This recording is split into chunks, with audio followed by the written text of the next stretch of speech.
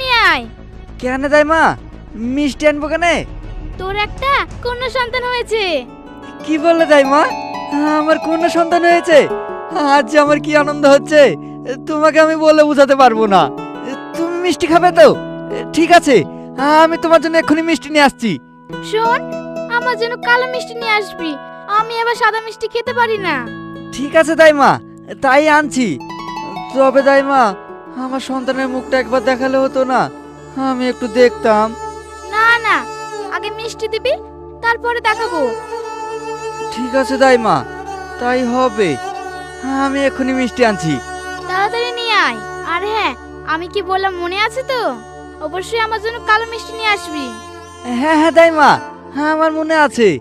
আমি যাবা আর আসবো।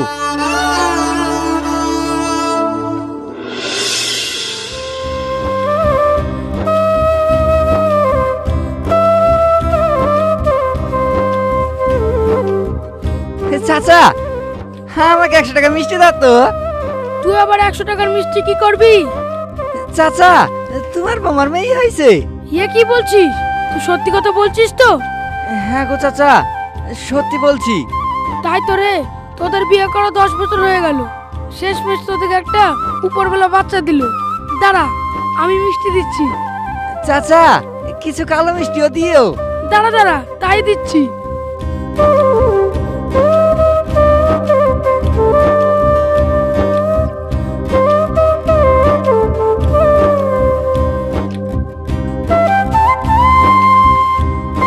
এই এলে মিষ্টি। কিরে, টাকা দিচ্ছিস না যে?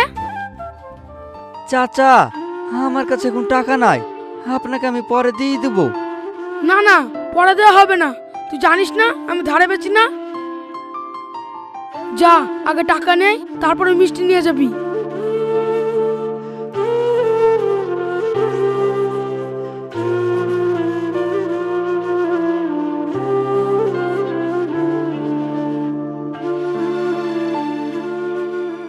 হে ওপরওয়ালা, আজকে যে খুশির দিনে কাউকে মিষ্টি খাওয়াবো, সে টাকাটাও আমার কাছে নাই।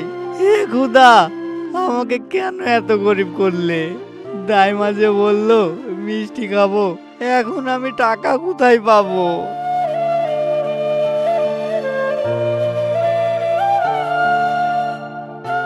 ও ভাই শোনো, হ্যাঁ ভাই, কিছু বলছেন? আমার গাড়িটা না খারাপ হয়ে গেছে। আশেপাশে কি কোনো গ্যারেজ আছে? হ্যাঁ ভাই, আছে তো, কিন্তু এখান থেকে 3 কিলোমিটার দূরে। আশেপাশে কি কোনো গাড়ি পাওয়া যাবে না? আমার গাড়িটা টেনে নিয়ে যেতাম। না ভাই, পাওয়া যাবে না তো। আমি একটা কথা বলবো? হ্যাঁ ভাই, বলো। আমি আপনার গাড়ি ঠেলে নিয়ে যাচ্ছি। যে টাকাটা গাড়িওয়ালাকে দিতেন, সেই টাকাটা আমাকে দিবেন। কিন্তু তুমি কি পারবে? হ্যাঁ হ্যাঁ ভাই, আমি পারবো। দেখো, ও অনেকটা পথ। হ্যাঁ, আপনি কোনো চিন্তা করেন না, চাপেন তো গাড়িতে। ঠিক আছে তাহলে, ঠেলো।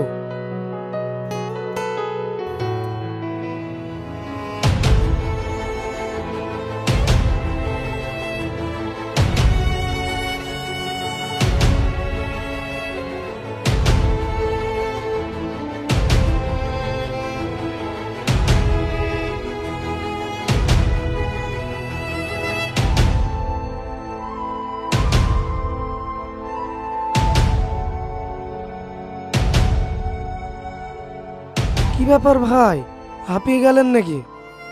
না না ভাই, হাঁপাইনি, ঠেলছি।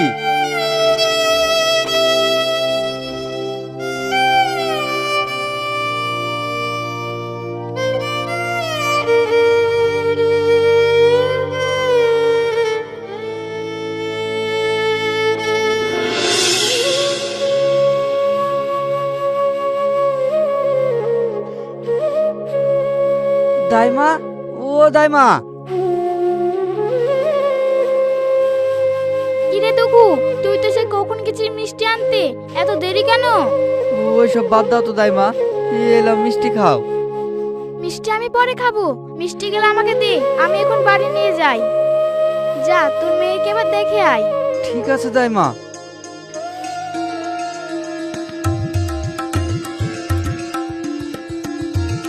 কি গো, তুমি এতক্ষণ কোথায় ছিলে? দাইমার জন্য মিষ্টি আনতে গিয়েছিলাম। মিষ্টি কিনতে গেছিলে? তুমি টাকা কোথায় পেলে? আমার কাছে টাকা ছিল না, আমি একজনের কাজ করে দিলাম, ওই আমাকে 100 টাকা দিল। ওসব কথা বাদ দাও তো, কই আমার পুচকিটাকে দেখি।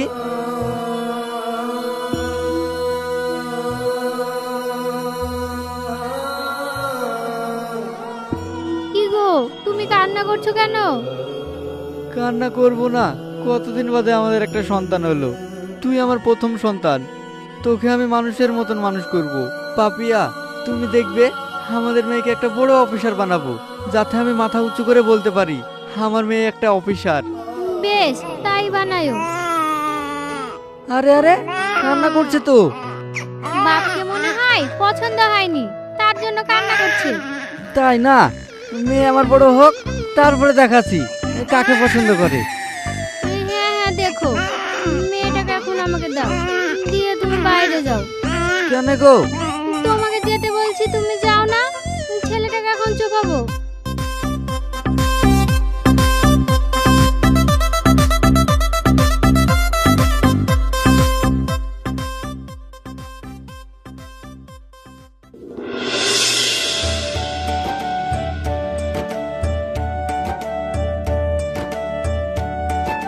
মামা, আমি আমাদের ক্লাসের মধ্যে ফার্স্ট হয়েছি। তুই সত্যি বলছিস মা? হ্যাঁ মা, আমি সত্যি বলছি। এই দেখো আমার রেজাল্ট। আমি রেজাল্ট দেখতে জানি নাকি? আমি তো জীবনে স্কুলের মুখই দেখিনি। মা, তুমি কেন পড়াশোনা করনি? কি করে পড়াশোনা করব? তোর নানারা তো আমাদের মতোই গরিব ছিল, সেই সময় পড়াশোনার খরচ চালাতে পারবে না বলে স্কুলে ভর্তি করায়নি। তবে আমার বাপ মারা যে ভুলটা করেছে, সেই ভুলটা আমরা আর করব না। আমাদের যতই কষ্ট হোক, তোকে আমরা পড়াশোনা করিয়ে বড় একটা অফিসার বানাবো, এটাই আমাদের স্বপ্ন। দেখবে মা, তোমাদের স্বপ্নটা আমি একদিন পূরণ করব। তাই করিস মা, তুই আমাদের মুখটা উজ্জ্বল করিস। ওই দেখ, তোর আব্বু বাড়ি আসছে। আব্বা আব্বা, আমি স্কুলে ফার্স্ট হয়েছি। তাই নাকি মা? হ্যাঁ গো আব্বা, এই দেখো আমার রেজাল্ট। মারে, তোকে আরো পড়াশোনা করতে হবে। কি করবি তো তুই?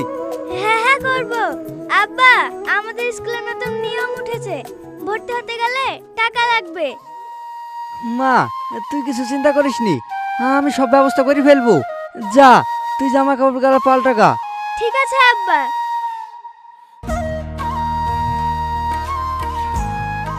ভর্তি করার টাকা তুমি কোথায় পাবে? ও ঠিক, আমি ম্যানেজ করে ফেলবো, তুমি কোনো চিন্তা করো না। রান্না হয়েছে? হ্যাঁ হয়ে গেছে। চলো খেতে দিবে।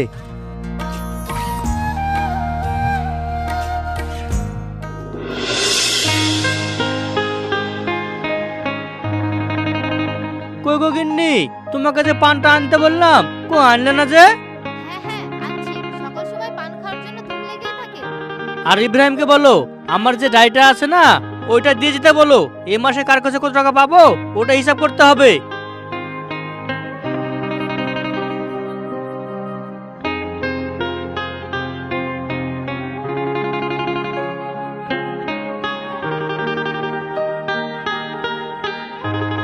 এলেন কর্তা। কি রে, তোর গিন্নিমাকে যে বললাম পানটা দিয়ে দিতে, কই এখনো দিয়ে গেল না যে?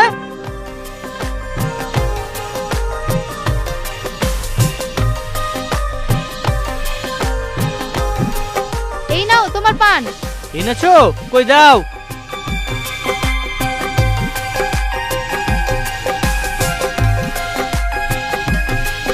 তুমি যা বলো তাই বলো গিন্নি, তোমার হাতের পানের খুবই স্বাদ। তুমি কিছু পারো বা না পারো, তুমি পানটা বেশ ভালো বানাতে পারো। কি বলছো তুমি? আমি কি রান্না বান্না করতে পারি না? হ্যাঁ, তুমি পারো না তো, যা রান্না করে ইব্রাহিমই করে। ঠিক আছে, তাহলে কাল থেকে ইভরানকে দিয়ে তুমি পান বানিয়ে নেবে। দেখেছিস তো, তোর গিন্নিমা শুধু শুধু রাগ করে। শেখ সাদি ভাই। আরে নবাব, আয় আয়, কিছু কি বলবি? হ্যাঁ ভাই, আমার না কিছু টাকা লাগবে। হ্যাঁ হ্যাঁ, কত টাকা লাগবে বল, আমি তো তোদেরকে দেওয়ার জন্য বসে আছি। ভাই 50,000 টাকা। ও এই ব্যাপার, তো এত টাকা তুই শোধ করতে পারবি তো? হ্যাঁ হ্যাঁ শেখ সাদি ভাই, আমি সব শোধ করে দেব। বেশ, শোধ করতে পারলে খুব ভালো। ইব্রাহিম, যা তো তোর গিন্নিমার কাছ থেকে 50,000 টাকা নিয়ে আয় তো।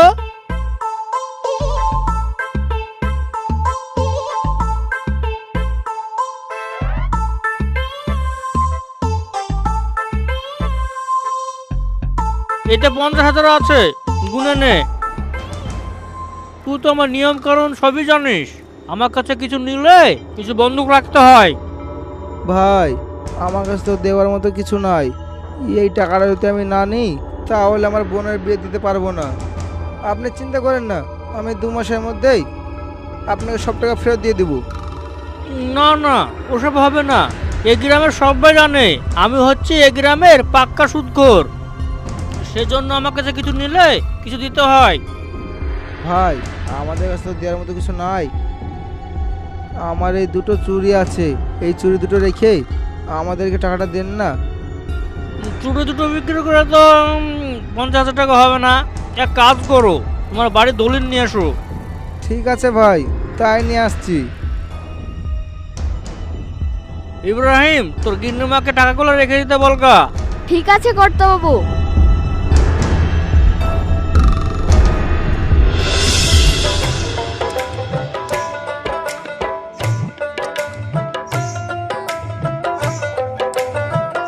দুখু, দুখু, বাড়িতে আছো নাকি? হ্যাঁ আছি। কে? আরে মাস্টার মশাই, আসেন আসেন, বাড়ির ভেতরে আসেন। পাপিয়া, চেয়ারটা নিয়ে আসো। থাক থাক, চেয়ার লাগবে না, তোমাকে কয়েকটা কথা বলার জন্য আসলাম। হ্যাঁ মাস্টার মশাই, কি কথা বলেন? তোমার মেয়েটা পড়াশোনাতে খুব ভালো, তো আমাদের গ্রামের স্কুলে পড়ালে কিছুই করতে পারবে না। তাই আমার মনে হয় শহরের স্কুলে পড়ালেই ভালো হবে। কিন্তু মাস্টার মশাই, শহরে পড়াতে গেলে তো অনেক টাকা লাগবে, আর আমি তো শহরের কাউকে চিনিও না যে ভর্তি করাবো। তুমি চেনো না তো কি হয়েছে, আমার শহরে একটা ভালো বন্ধু আছে। তুমি টাকা পয়সা জোগাড় করো, আমি ভর্তি করার ব্যবস্থা করছি। তা ভর্তি হতে কত টাকা লাগবে? এই ধরো 1,02,000 টাকা। 1,02,000 টাকা? কিন্তু এত টাকা আমি ম্যানেজ করবো কোথা থেকে? দেখো দুখু, মেয়েটাকে শহরের স্কুলে পড়ালে ভবিষ্যতে কিছু একটা করতে পারবে। টাকার যদি ব্যবস্থা করতে পারো তাহলে আমাকে বলবে, আমি নিয়ে গিয়ে ভর্তি করে দিয়ে আসবো। তাহলে আমি এখন আসি।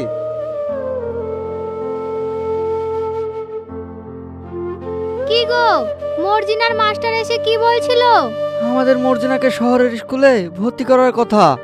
কি বললে তুমি? ওতে তো অনেক টাকা লাগবে। হ্যাঁ, 2 লাখ টাকা।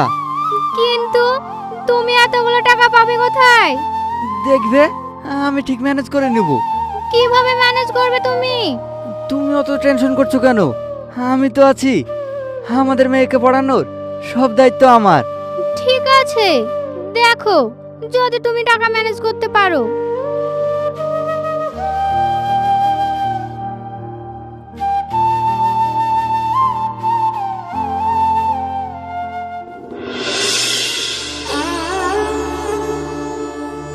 কি হলো দুখু ভাই, কিছু বলবেন নাকি? হ্যাঁ, শেখ সাথী ভাই বাড়িতে নাই। হ্যাঁ আছে তো। ওই গো, দুখু ভাই তোমার সাথে দেখা করতে এসেছে।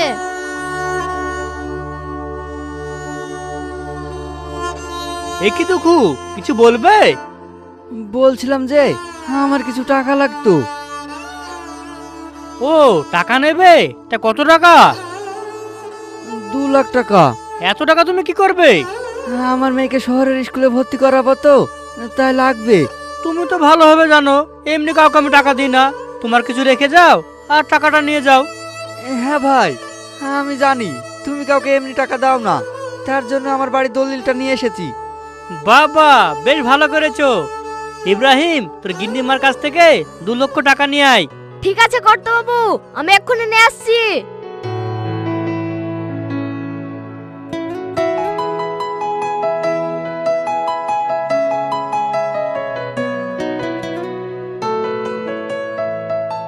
এই নেন কর্তাবাবু।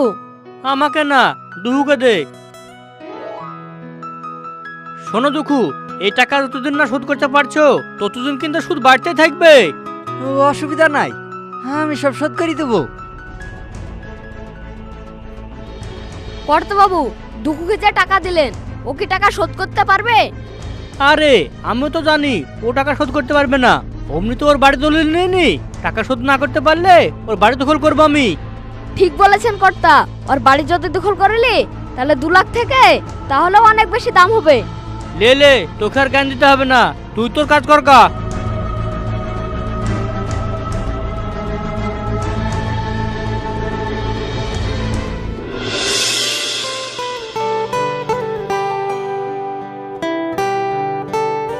এই এলেন টাকা, আর আমার মেয়েটাকে একটা ভালো স্কুল থেকে ভর্তি করে দিবেন। আপনি কোনো চিন্তা করবেন না, আমি গর্ব করে বলতে পারি ওই স্কুল থেকে আপনার মেয়ে স্বপ্ন পূরণ হবে। তাই যেন হয়, আমাদের বড় স্বপ্ন আমাদের মেয়ে বড় অফিসার হবে। মারে, তুই যেন আমাদের মুখটা রাখিস আর পড়াশোনা ঠিকঠাক করে করিস। মা, তোমরা কোনো চিন্তা করো না, দেখবে আমি তোমাদের স্বপ্নটা পূরণ করে বাড়ি ফিরবো। চলো মর্জিনা, ট্রেনের লেট হয়ে যাচ্ছে। মারে, তুই ভালো করে যাবি আর ভালোভাবে থাকবি।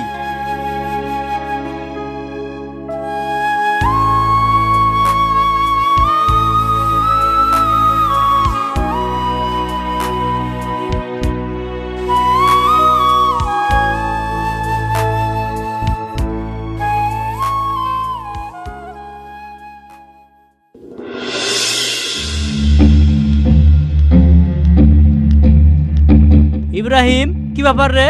15 বছর আগে দুঃখ আমার কাছ থেকে 2 লক্ষ টাকা নিয়ে গিয়েছিল, ও কি টাকা দিবে না? ওর 2 লাখ থেকে 10 লক্ষ হয়ে গেছে। হ্যাঁ কর্তা বাবু, আমি তো গিয়েছিলাম ওদের বাড়িতে, ও কিছুদিন সময় নিয়েছে। টাইম নিতে নিতে তো 15 বছর কাটিয়ে দিল। আর নয়, চল আজই যাবো ওর বাড়ি দখল করতে। কর্তা বাবু, তাহলে সয়েল দেখে ডাকবো নাকি? হ্যাঁ ডেকে নে, আজকে রাত্রে যাবো ওদের বাড়ি দখল করতে।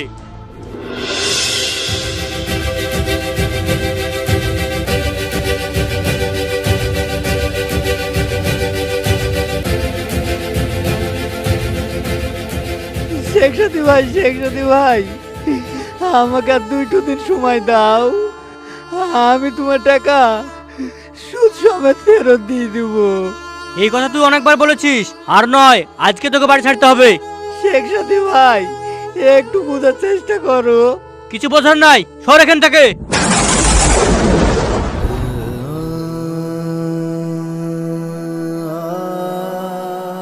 এ কি বাবা, তোমাকে ধাক্কা মেরে ফেলে দিল কেন? মা, তুই এসেছিস আর তুই পুলিশের ড্রেস পরেছিস কেন? বাবা, তোমার মেয়ে তোমাদের স্বপ্ন পূরণ করেছে। হ্যাঁ, সত্যি বলছিস মা? তুই পুলিশ অফিসার হয়ে গেছিস? হ্যাঁ বাবা, দাঁড়াও, তোমার সাথে আমি পরে কথা বলছি। তোমাকে ধাক্কা মেরে ফেলে দিল কেন সেটা আগে দেখি। এই যে, আমার বাবাকে ধাক্কা মেরে ফেলে দিলেন কেন? তোকে পড়ানোর জন্য তোর বাবা আমার কাছ থেকে আজ থেকে 15 বছর আগে 2 লাখ টাকা ধার নিয়েছিল। সেই টাকা সুদ সমেত 10 লাখ টাকা হয়েছে। আর আমাদের একটা চুক্তি ছিল, যদি টাকা না ফেরত দিতে পারে তাহলে বাড়ি দখল করা হবে। তাই বাড়ি দখল করতে এসেছি। থাক, আপনাকে আর বাড়ি দখল করতে হবে না। আমি আর কিছুদিন পরে আপনার সব টাকা শোধ করে দেব। আর যদি দিতে না পারিস তাহলে আমি বাড়ি দখল করব। এই চল সবাই। দাঁড়ান, যাচ্ছেন কোথায়? এই যেগুলো ফেলেছেন এগুলো তুলে দিয়ে গেলেন না? আর যদি না তুলে দেন, জানেন তো আইনের হাত কতটা লম্বা। ঠিক আছে, তুলে দিচ্ছি। এই সব ঘরে তুলে দে। মারে, আমি তো বিশ্বাসই করতে পারছি না যে তুই পুলিশ অফিসার হয়ে গেছিস। তুমি নিজের চোখে দেখেও বিশ্বাস করতে পারছো না? বাবা, তোমাকে আর কষ্ট করতে হবে না। আজ থেকে তুমি আর মা বাড়িতে থাকবে, তবে এই বাড়িতে না। আমি একটা নতুন ফ্ল্যাট নিয়েছি, আজ থেকে আমরা ওই বাড়িতে থাকবো। তাই তোমাদেরকে নিতে এসেছি, চলো। দাঁড়া মা, তাহলে সবকিছু গুটিয়ে নি। হ্যাঁ হ্যাঁ, তাড়াতাড়ি গুটি লাও। কিচ্ছু গোটাতে হবে না, তোমাদের যা যা লাগবে ওখান থেকে কিনে নেব। ঠিক আছে মা, তাহলে চ।